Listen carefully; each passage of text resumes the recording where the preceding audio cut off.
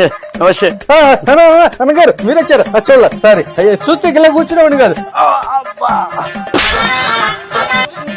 చెల్లిస్తున్నారా నాన్నగారు? రేపు 13 ఎలక్షన్ ఓటేస్తారా? మీ నాన్నగారంటే మాకు చాలా ఇష్టం అండి.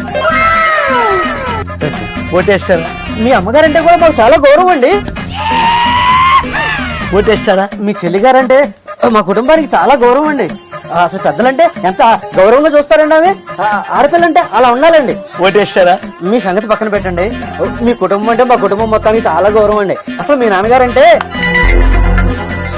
నాన్నగారి ఇష్టం, అమ్మగారి ఇష్టం, షర్మిలమ్మ ఇష్టం, ఇదంతా నాకు అర్థమైంది. మీరు ఓటేస్తారా? ఇప్పుడు మీకు అర్థమైంది కదా. మీ నాన్నగారు లేరు కాబట్టి మీ అమ్మగారిని మీ చెల్లిగారిని తీసుకొచ్చి ఓటు అడిగితే తప్పకుండా ఓటేస్తామండి. వెళ్ళిపోమ్మని చెప్తున్నారా? ఇందాక నుంచి అదే చెప్తానన్నా, మీకే అర్థం కావడం లేదు. పోదాం పద.